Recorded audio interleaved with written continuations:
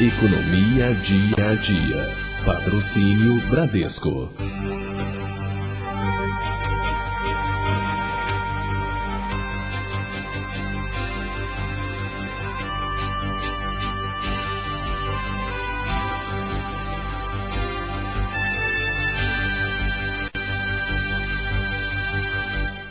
Boa noite. Começa agora mais um Economia Dia a Dia, programa do Sindicato dos Economistas no Estado de São Paulo. Nós dedicamos o programa de hoje a uma análise das perspectivas econômicas, tanto aqui no Estado de São Paulo, quanto no Brasil como um todo. É um assunto para economistas de renome, por isso nós convidamos Carlos Antônio Luque e também Antônio Correia de Lacerda. Já já.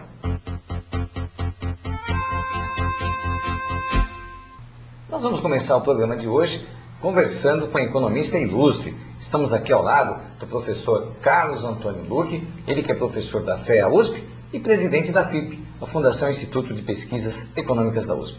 Tudo bem, professor?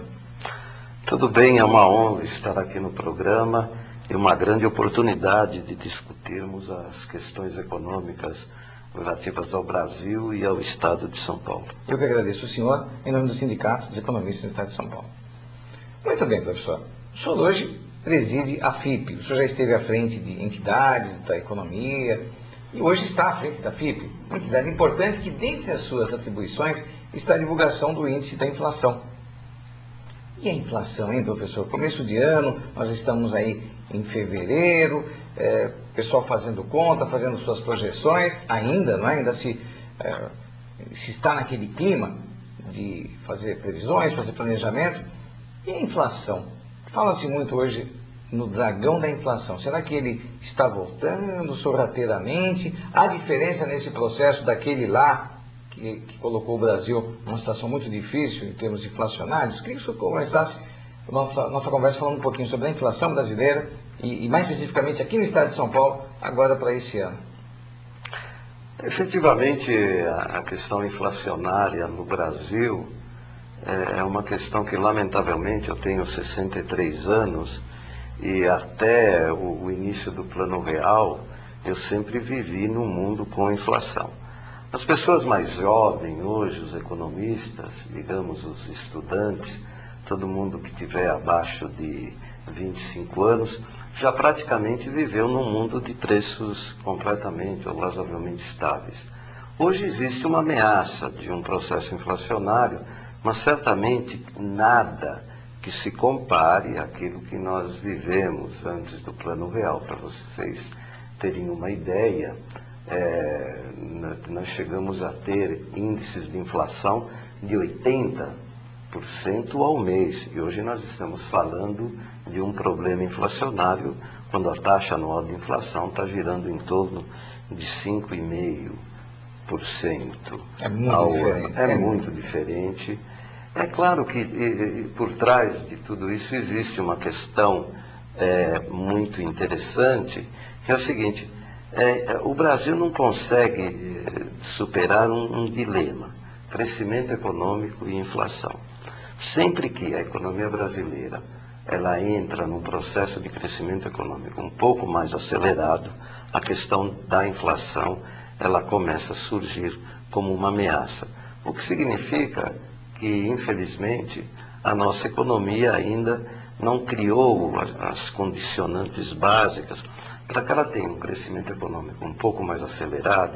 Mais acelerado a gente poderia colocar algo como 5,5% ao ano, de maneira sustentada, sem ameaça da questão inflacionária. Bom, professor, isso agora me lembra um exemplo relacionado ao campo da saúde. A febre, que muitas vezes uma criança tem, uma pessoa jovem tem, é um sintoma da saúde do seu sistema imunológico. Ela teve aquela febre porque ela está com o organismo ali tinindo, pronto a reagir. A inflação, em certo momento, ela é benéfica. Existe a inflação de natureza benéfica, uma inflação que, poxa, é fruto da própria movimentação econômica, mas ela não vai ser predatória, pelo contrário, ela vai dar condição até de você crescer um pouco mais ou de forma mais sustentada. Existe isso, existe a boa e a má inflação. Olha, é interessante essa sua observação. Na década de 50, alguns economistas eles até comentavam que sempre era interessante ter um pequeno crescimento dos preços, que seria uma espécie de um óleo, digamos, que permitiria com que as atividades econômicas pudessem se desenvolver de maneira mais eficiente. Tanto que eu colocaria, digamos, até uma taxa de inflação de 4%, 3,5%, a gente nem deveria considerar assim um processo inflacionário. Isso às vezes são características até do cálculo dos índices de preços que mostram isso. É claro que nós estamos, digamos, numa realidade um pouco diferente no quadro atual da economia brasileira. Quando a gente observa alguns produtos como alimentos, eles estão com taxas de crescimento muito acima.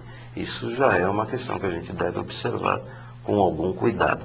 Mas, repetindo, estamos distantes daquela realidade que nós vivíamos há muitos anos atrás. Perfeito. Como o senhor fala que a inflação é um processo, acredito que deva ser importante que se evite o lado psicológico da coisa e já se comece a superestimar alguns contratos, alguns valores em cima de uma inflação que estaria por vir. Então existe esse componente emocional também, comportamental, que é importante se observar numa hora dessa, em que já se fala em inflação. Inflação, ao longo do ano passado, praticamente foi uma presença ignorada, quase não se falou nela. Agora volta-se a falar. Só acho interessante ter-se um comportamento de ponderação diante disso, para não motivar, aí sim, uma inflação de ordem psicológica, digamos, e que vai acelerar esse processo. Certamente, essa é uma questão. Em economia, as expectativas sobre o comportamento futuro das variáveis econômicas são muito importantes para cada um de nós para a tomada de decisões.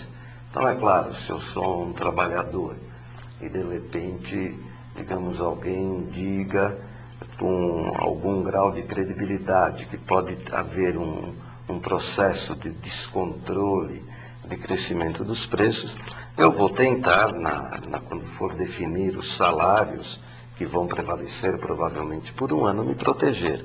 E isso vale para cada um dos agentes econômicos.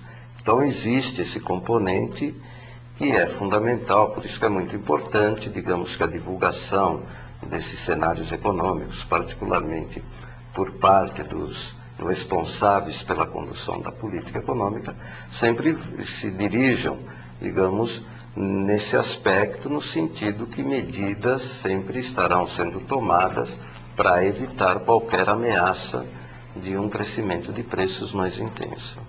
Bom, deixando um pouquinho de lado a questão da inflação, a economia é composta por muitos outros fatores. Queria que você falasse um pouquinho sobre como estão as coisas ao longo desse novo ano, ao longo agora de 2011, como é que estão outros fatores ligados, por exemplo, ameaças, pontos favoráveis, tanto para o Brasil como aqui para o nosso estado de São Paulo. Queria que o senhor fizesse uma análise, assim como presidente da FIP, como professor da FEA-USP, sobre as perspectivas que nós temos ao longo dos próximos meses.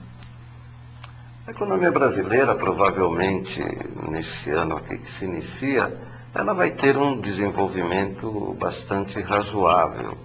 Eu acredito que ela terá um crescimento razoavelmente elevado, provavelmente abaixo daquele que teve no ano de 2010, considerando que o ano de 2010 foi atípico, em função do baixo, praticamente estagnação do produto durante o ano de 2009, mas terá um crescimento razoável.